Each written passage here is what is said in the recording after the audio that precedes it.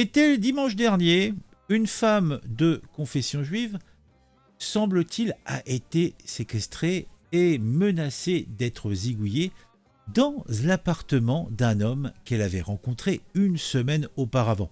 Cet homme, qui prétend travailler à la RATP, a envoyé des messages inquiétants à l'entourage de la victime, menaçant de la mettre sur le trottoir, donc de la faire tapiner et de la faire disparaître. Somme toute, tout cela n'était pas enthousiasmant, vous pouvez bien sûr l'imaginer. Mais ce n'était pas tout, il avait également évoqué une vengeance envers la Palestine dans un message adressé à l'ancien petit ami de la femme. Alors je pense plutôt que envers Israël par rapport à la Palestine. À mon avis, c'est plutôt ça. Alors est-ce que tout cela a à voir avec la propagande faite par la LFI? Je n'ose le croire, je n'ose l'imaginer, cela serait trop horrible. La brigade de recherche et d'intervention, la BRI pour les intimes, ou la BRI, qu'importe, a été chargée de l'enquête et a rapidement identifié l'appartement en question.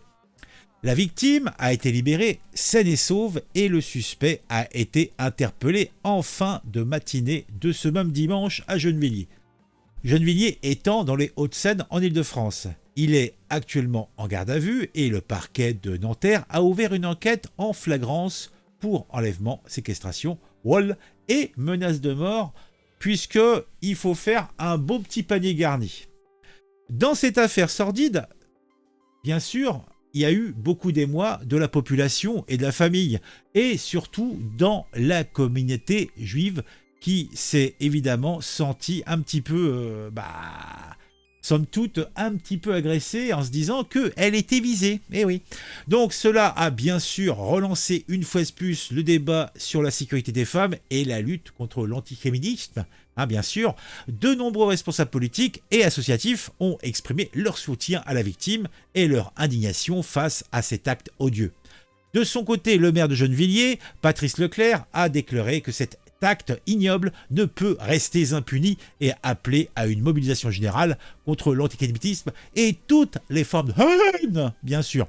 Le suspect, âgé de 32 ans, est connu des services de police pour avoir des faits de violence et de vol, mais n'avait jamais été condamné pour des faits liés à l'antisémitisme. Selon les premiers éléments de l'enquête, il aurait rencontré la victime sur un site de rencontre et aurait profité de sa vulnérabilité pour la séquestrer. Tout cela me semble cousu de fil blanc, mais je me demande vraiment si tout cela est bien exact. Je ne sais pas. Il y a quand même quelques éléments qui me laissent pensif. Mais bon, continuons. Selon les premiers éléments d'enquête, il aurait rencontré la victime, ça je vous l'ai dit. Il aurait également tenté de la forcer à à tapiner et à se convertir à l'islam. Ah ouais, tout ça en une semaine. Et bien dis donc, ça en fait beaucoup de choses en une semaine. La victime, quant à elle, est très choquée et a été prise en charge par des psychologues.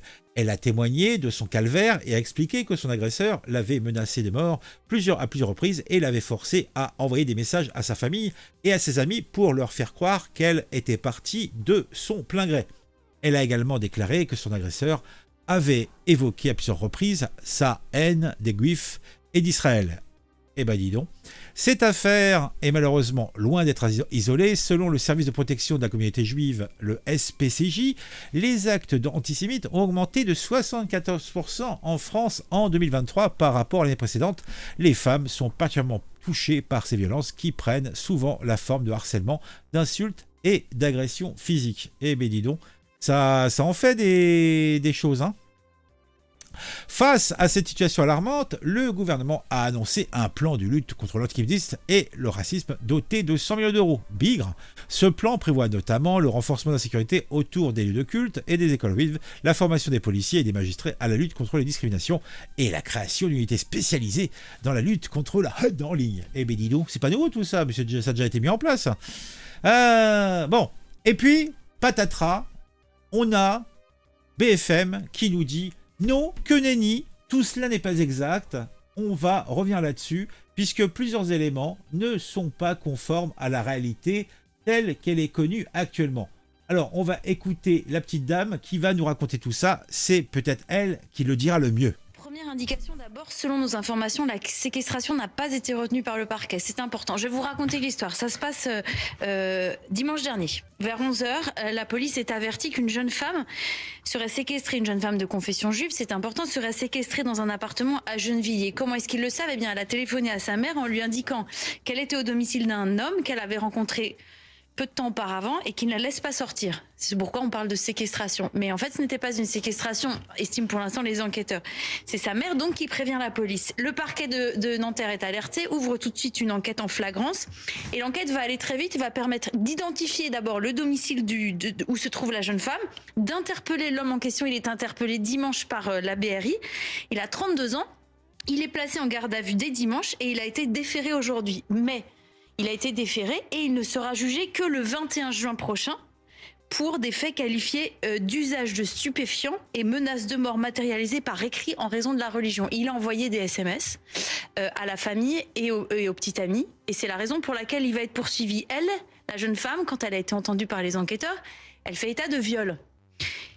Il y a une enquête préliminaire qui a été ouverte pour ces faits, mais qui se poursuit. Donc aujourd'hui, 1, les viols ne sont pas encore établis, et 2, la séquestration n'a pas été retenue. Ils se sont rencontrés via une application de rencontre, c'est ça ? Exactement, à la fin de l'année 2023. Donc il faut savoir dans quel cadre elle s'est rendue chez ce jeune homme, et quel a été le cadre de cette relation. Elle parle de viol, lui parle probablement plus de relations consenties. Et là, effectivement, on est dans un cas classique. Mais c'est la famille qui a reçu des menaces de mort. La famille reçoit des menaces de mort. L'actuel petit ami reçoit des menaces de mort.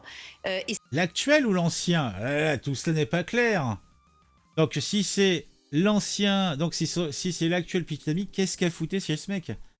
Vous voyez, c'est ce que je vous expliquais. Il y a quand même des choses, il y a des zones d'ombre qui demande éclaircissement. C'est comme ça que la mère, surtout, prévient la police. Il faut quand même souligner que la police est allée très vite et que la jeune femme est saine et sauve et que l'homme a été arrêté dans la donc il n'y a pas de séquestration, mais elle ne pouvait pas sortir. Elle dit à sa mère qu'elle ne pouvait pas sortir. C'est ce que l'enquête déterminera. Voilà, parce que si elle ne peut pas sortir, il y a séquestration. Donc pour le moment, la séquestration n'est pas retenue. Pour l'instant, elle parle de viol, mais ils sont en train d'enquêter. Moi, j'apprécie le travail de professionnel. L'investigation sur plateau, c'est la meilleure. Moi, c'est ma préférée.